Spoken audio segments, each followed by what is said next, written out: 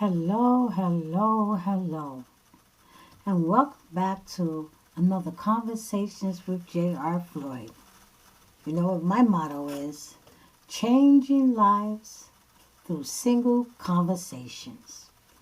And let me tell you, today, it was a beautiful day. I have the tea, the coffee, the Kool-Aid, the Gatorade, the water, whatever quenches your thirst, I have it today, right here. Today's podcast message is about worth. That one word, worth. I heard a conversation today between two individuals discussing and talking about their worth. And in the manner that they were talking about their worth, it's like they were in competition because they didn't feel good about themselves, about the position in life where they were. So they needed to get more, they needed to do more, to be more, to gain more. So, my question to you today, to my listeners, how are you measuring your worth? Another question, why are you measuring your worth? Who is measuring your worth? Yeah, that was 3 questions. I said 1, I hit you with 3. The word worth is defined in the Webster Dictionary as the value equivalent to that of someone or something under consideration. The level at which someone or something deserves to be valued or rated.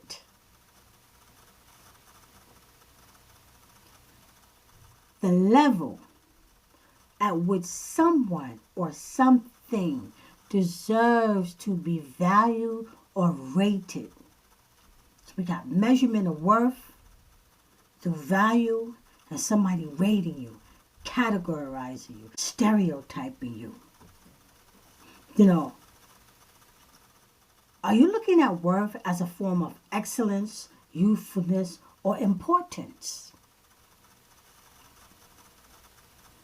I feel a little fired up about this topic, this subject of worth, because I can speak to the African American community. Because I'm an African American woman. I'm an American woman. I'm a Black American woman. And I have felt the pinch for a very, very long time of how people would treat me, devalue me, and disrespect me because they did not see my worth as a human being. They didn't see me as worthy of respect, dignity, love, and giving me a sense of belonging. Because they were too busy looking at me as a possession or social status. First, what is your education level? Your worth is measured by your education level. Bachelor's, that's garbage. You got to have a master's or a PhD or 2 masters and a PhD. Your income, your earnings is attached to your wealth. So a lot of people really don't like to say what they do, because then you have other people who will go and look it up to see the income, what they're bringing in, how much monetary value is connected to their lives. I just recently did a podcast called the 6-Figure Salary Relationship Requirement, where women, especially Black women, I know I can't talk about no other race of women except for mine and what I see put out there, that women are seeing the value in men and the worthiness of men according to their 6-figure salary. So they're going after these ballers, these Wall Street tycoons and athletes that sign these multi-million-dollar contracts, and rappers and all these other men that they're going out because the value, their worth, is tied to their monetary value. Now, I'm not bashing anybody. There is nothing wrong with a I don't care, African American, Latino, it's nothing wrong with a woman wanting a high standard of living for herself. Nothing wrong with that. But to actually go after someone because of the monetary value that is connected to them, and so therefore you would have a higher social status connected to that person. So you're gaining something. You're gaining something. Let me just repeat that definition to you again, part 2. The level at which someone or something deserves to be valued or rated. People see worth as a form of usefulness. How useful you're going to be to them. Of a form of importance. They stick with you for what you have, what you can do for them, how you can elevate them, the networking aspect of it. Because that is your worth to them. That is your worth. A worth is supposed to be an innate value of self-respect, dignity. It's not about possessions. It's really not about possessions. A while ago I said to you that, throughout my life, until I knew better and not allow people to treat me like I was a possession or a thing, something to be valued or something to be rated because of my education or my monetary worth or my social status or lack thereof. When I was out there in the dating world, I'll give you a great example. When I was out there in the dating world, men, brothers, not the bash, but I was dating brothers. Come on. I was not worth them being with me. Someone would tell me because they went down this list. At the time, I'm struggling, college student, working 3 jobs, struggling, barely making ends meet. But because I didn't have a car, and because I was living in Harlem at the time in the SRO, and because I didn't have, high standards in society, and because I wasn't making a 6-figure salary, I wasn't even making a 4-figure salary at that point. But I was working, and I was working hard, and I believed in what I was doing, getting my education and striving to become a writer and an artist. I really believe in community and serving the community, and I was really focused on what it was that I was doing at the time. And some of the brothers who told me this, it hurt me. Because there I was. Someone was looking at me and they was rating me. They was rating my value of me being with them. They didn't see me. They didn't see my potential, which I had a lot at that time. They didn't see what I was striving for. They didn't see my focus. They didn't see that I was putting boots on the ground every single day. And I was juggling these jobs and I was doing it very well. Attending every class. Coming from a good home. No. They didn't see that.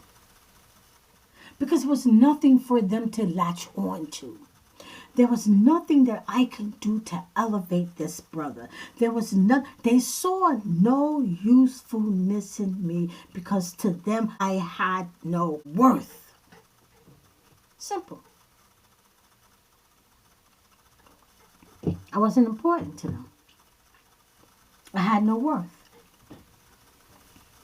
I see now everyone value to their life and who they are. It's about the house. It's about the car. It's about the 6-figure salary. It's about the watches. It's about the rings. It's about the name brand. It's about how much you can afford. It's about stuff and getting more stuff. Stuff you can't pay for. Stuff that you are choked up to the neck and hock and you're working a second job. Nothing wrong with having a house. I used to feel bad because, a lot of my female friends, was traveling and they had homes. I stopped feeling that way. They didn't make me feel that way.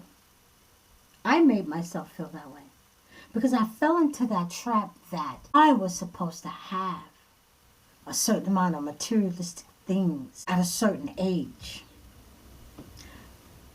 That is so wrong. The reason why I'm going to say that is so wrong, I am a late bloomer.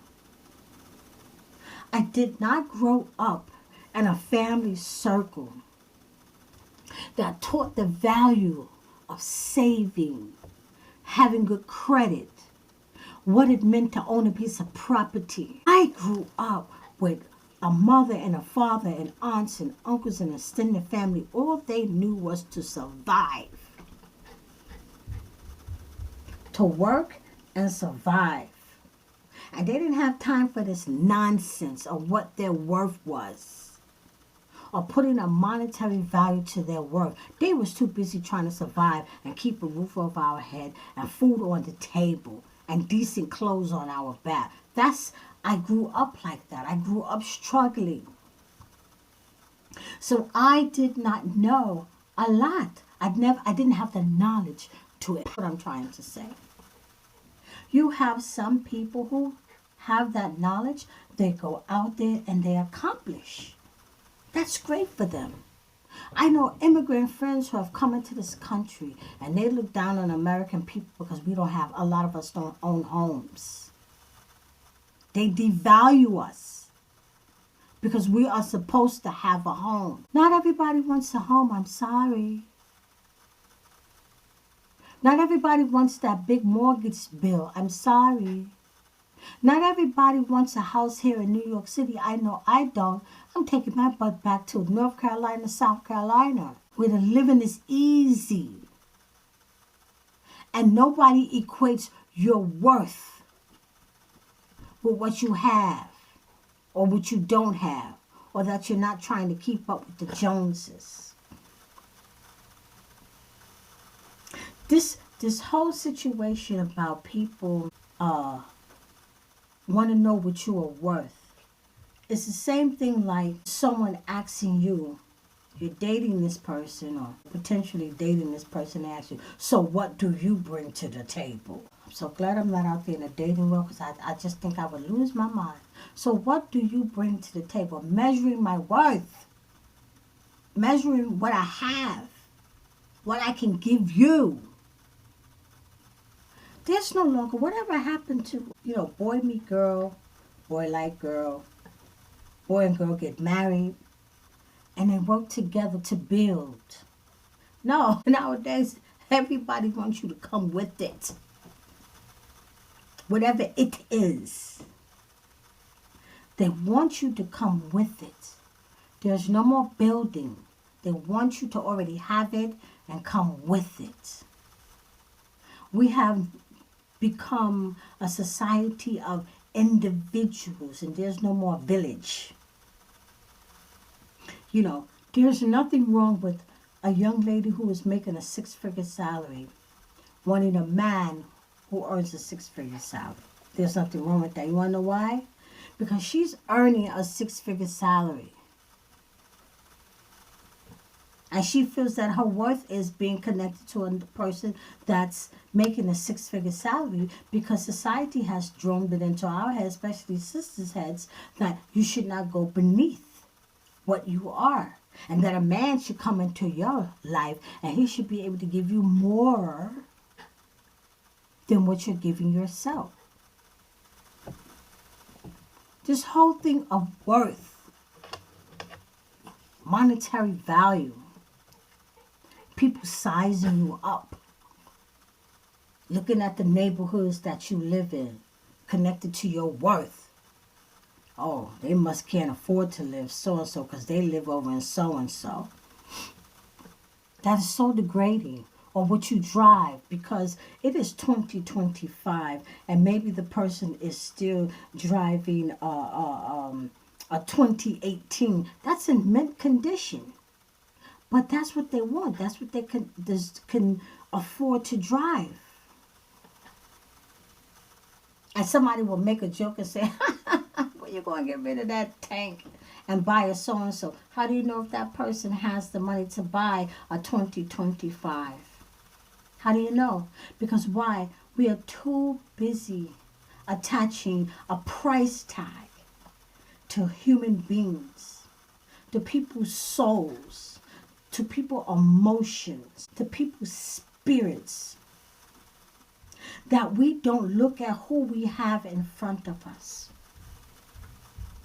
We don't look at who we have in front of us and the qualities that they can bring into our life. We don't look at their characteristics. We don't look at their personality. We don't look at their standards. We don't look at their values. We don't look at the moral judgments that they have.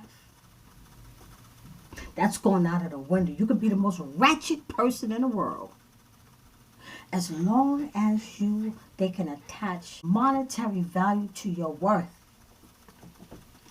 and what you can give them and what they can get out of you. Trips and cars and fancy hotel stays. Anybody can give that to themselves. You should be giving that to yourself.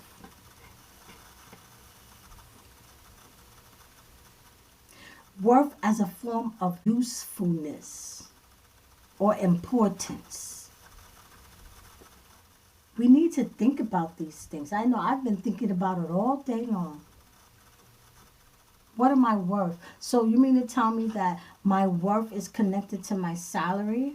My worth is connected to the position on my job? My worth is connected to the neighborhood that I live in? My worth is connected to the clothing on my back, whether they have name brand or not? My worth is connected to how many extravagant trips that I can take and my luggage and whether I can go first class or coach. That's my worth. That's how society values me. That's how society will respect me. Is that how society will love me? Is that how society will categorize me and stereotype me? I told you at the beginning that I had the tea, the coffee, the Gatorade. I had everything all wrapped up in this segment called worth. What values are important to you? What values are important to you? Are you grounded in your beliefs? Whatever that beliefs is, and I'm not talking about religious beliefs. Are you a leader in your community? Are you a leader in your home?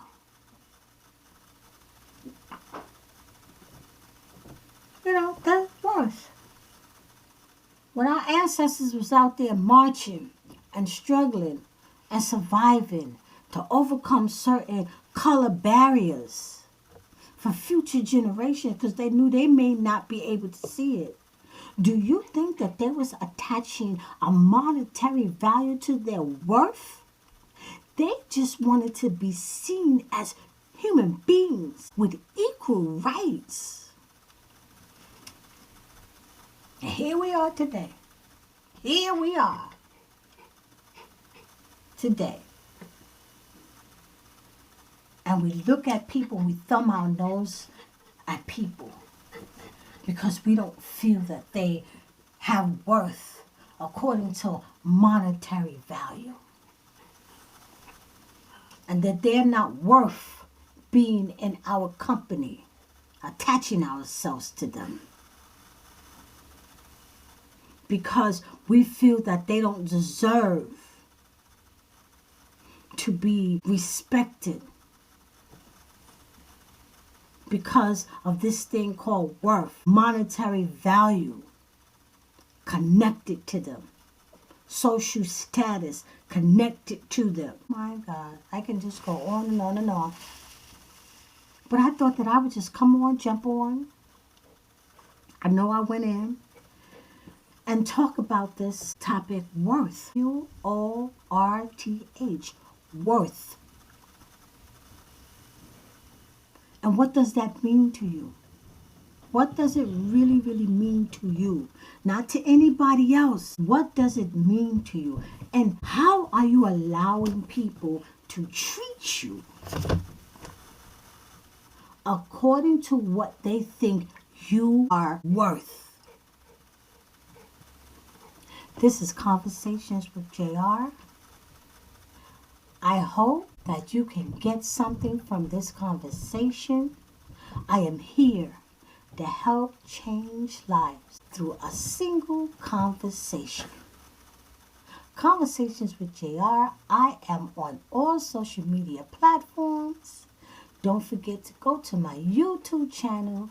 Click, like, share, subscribe. What is your work?